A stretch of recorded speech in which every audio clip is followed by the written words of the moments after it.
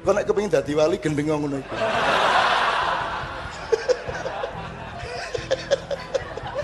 Wali kok ditakokno.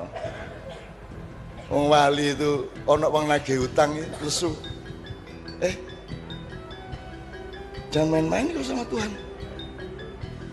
Kalau kalian nagih utang Tuhan kan gini. Ada seorang wali dibikinin masjid oleh pemuda di kampung. Terus dia sholat di situ tiap hari, dia mimpin. Ternyata ada Cina-Cina datang dari kota, ternyata masjidnya masih banyak utang. Tegelnya masih utang, gendengnya masih utang, kayaknya ditagih dia sama Cina-Cina loh. Imam, ini belum bayar, ininya belum bayar. Lah izin deh. Lagi jebol arek-arek utang ya masjid. Terus dia karena malu sama pedagang-pedagang, udah tunggu sebentar. Jangan main-main kau sama Allah. Jangan nagih-nagih kau sama Allah. Dibayar kamu nanti. Ngono gitu. Allah kok ditagih, pasti dibayar kamu, tapi jangan nagih-nagih kamu. Terus dia masuk masjid, setiap berdoa, ya Allah, ini rumahmu masih punya hutang ya Allah. Apa engkau tidak malu ya Allah? Engkau yang maha kaya, masa rumahmu punya hutang? Aku yang hanya penjaga saja malu, masa engkau tidak malu? Bayar hutangmu ya Allah, bayar hutang. Wani kowe ndonga kaya ngono. Wani kowe. Kowe ning wali sing wani ngono kowe. Dia belum selesai berdoa, ada mobil datang, weng. Terus dia hentikan doanya, dia keluar, orang yang di mobil yang baru dari turun. Imam, bagaimana bikin masjid tidak bilang-bilang kita? Kita kan juga pengen menyumbang, kita juga pengen berkah, kita juga pengen jariah. Masa tidak minta kita? Kita kan juga pengen. Jadi ada orang lain yang tidak dimintai sumbangan, marah. Terus si imam, si wali bilang, ya sudah tuh bayar Cina-Cina itu, bayar Cina-Cina. Lu asik dah mas, ngono kuwi. Makanya Anda sama dunia itu jangan terlalu mentoyong gitu. Sudahlah, asiklah sama Allah. Semua syariat itu dasarnya asal usulnya adalah cintamu kepada Allah dan cinta Allah kepadamu. In kuntum tuhibbunallaha fattabi'uni yuhibbukumullah, kan begitu. Jadi semua ini asal usulnya Allah mengatakan kepada Muhammad, wahai Muhammad, katakan kepada mereka, kalau memang mereka mencintai aku, cinta loh mas, bukan ketaatan, bukan komitmen, cinta. Kalau mereka memang mencintai aku, ikutlah Muhammad, kan begitu. Jadi kita ini ikut Muhammad karena cinta kepada Allah. Jadi cinta mas. Sudahlah, saya temanmu tadi, yang penting cinta kepada Allah. Gitu loh mas ya. Oke. Boleh saya sebutnya Mbah saja ya? Soalnya banyak kata-kata yang mau masuk dalam jiwa saya, nguturi lah. Itu hukum manusia dan hukum Allah itu jelas beda. Hukumnya Allah itu pasti, hukum manusia itu isu. Saya ini orang Islam di KTP, dan juga Islam menurut orang tua saya inut-inut Islam. Islame tak mantep kenyong koyo opo Islame, aku bingung. Sempet ngapunten bahasane Jawa ya. Islame aku tak intine aku Islam golek selamat ngono wae lah. Lah dalam pencarian sebuah jati diri, kecintaan kepada Tuhan, Tuhan itu maha suci, tidak seperti makhluknya seperti itu. Kemarin di Rajaban aku kata-kata itu seperti dapat di Rajaban, subhanallahillah, seperti itu, maha suci, tidak seperti makhluknya. Lah di sini saya menggali sholat saya dan juga ibadah saya, menemukan Tuhan saya, pangeran saya. Yang jelas saya Tuhannya ya itu, saya nggak menganggap yang itu yang ada di mana-mana itu bukan Tuhan, itu anggaplah itu kepercayaan orang lain.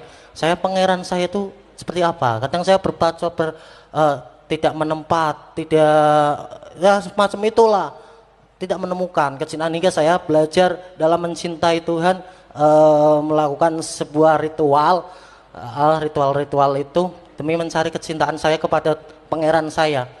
Belum juga mendapatkan kecintaan saya, paling nyong ngakoni isi alam semesta iki ya ciptaane pangerane nyong wis gitu. Lah pertanyaane nyong, Islame nyong sing golek slamet kaya ngene otoke diridhoi karoan Kanjeng Nabi apa ora Mbah? Kaya ngono. Satu-satunya yang diterima oleh Allah itu adalah Rasulullah, yang pasti diterima oleh itu Muhammad dan yang disebut Muhammad. Misalnya Abu Bakar, Umar. Lah gue salah urip saiki. Mbok gue biar nang Mekah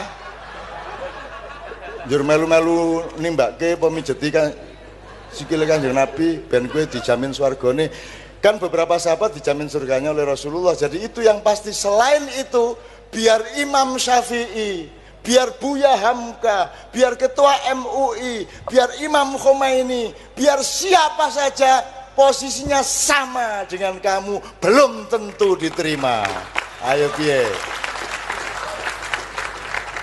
Dan tidak penting itu. Bingung diterima apa ora trimo ora penting. Seto.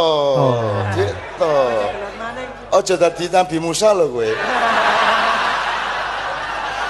Tenang se. Tenang se. Nek aku bocorke kapal didelok sik kok bocorke kapal aja takon sik. Ngono. Nek aku nguntir gulune cah cilik meneng sik piye ya? Ngono. Aja langsung takon. Kowe engko ayo takon pisan meneh aku ngene. Hadza firaqun baini wa bain. Inilah saat perpisahan aku dengan engkau. Meneng ya. Dan itu tidak penting, ngono toh? Dipotong misalnya ke YouTube.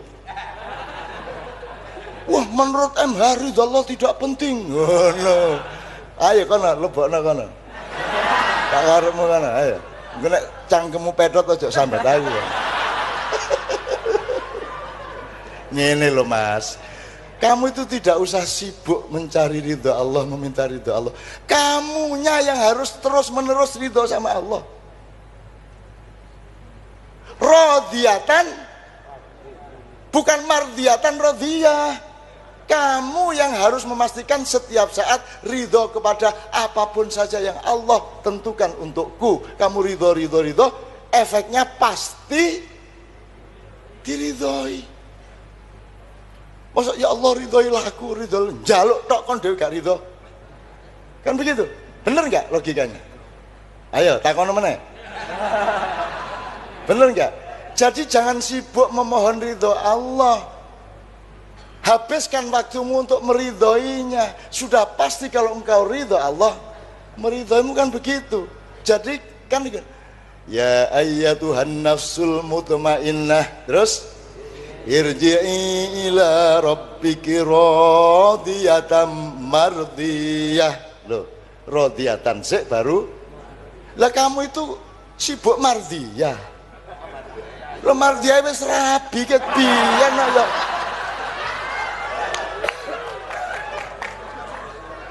Jadi kamu tempuh radiyatan dulu.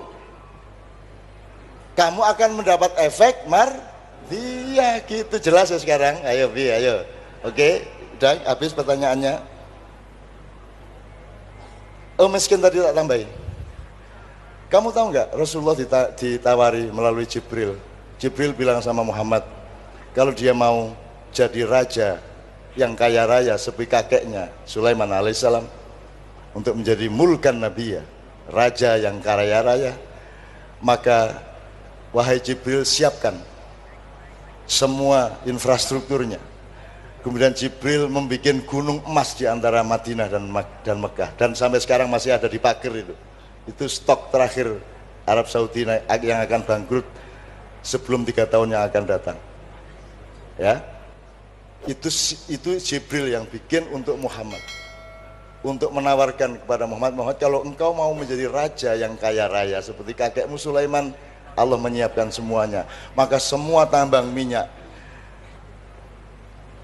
kubangan Zam-Zam yang masih berumur sekitar 300 miliar tahun lagi dan tidak akan kering, itu ditaruh di situ untuk Muhammad supaya dia kaya raya. Tapi Muhammad menjawab, la ya Allah, biarkan aku, kalau aku diperkenankan, aku memilih menjadi abdan nabi ya. Biarlah aku menjadi nabi yang jelata, nabi yang papa, nabi yang miskin, sebagaimana umatku yang umumnya juga miskin. Biarlah aku berpakaian sebagaimana umatku yang paling miskin berpakaian. Biarlah aku makan sekadar sama dengan orang-orang yang paling miskin dari umatku. Kan gitu. Bener nggak itu? Jadi miskin itu baik. Pendapat saya, miskin itu baik. Sama dengan lapar itu baik. Lapar itu paling baik. Jangan sampai kenyang. Saya itu hampir tiap hari saya membiarkan diri saya lapar. Nanti kalau sudah mulai ini sudah akan menuju titik mulai akan tidak sehat, saya makan dikit. Prinsipnya ganjel tok. Kalau saya misalnya mau makan satu piring dengan lauk apa, saya coba anu wae, risoles siji apa tempe loro, terus aku ngombe sing akeh. Kalau sudah cukup untuk menjaga kesehatanku, aku tidak makan yang lainnya. Gitu loh Mas. Saya tiap hari menjaga seperti itu. Jadi saya sangat sedikit makan, saya sangat sedikit tidur. Gitu loh Mas. Itu namanya hidup secara miskin tadi itu. Saya tidak pernah melampiaskan apa-apa. Untuk apa aku melampiaskan? Aku sudah punya istri Novia. Apa yang akan aku lampiaskan lagi? Dunia sudah tidak menarik bagiku.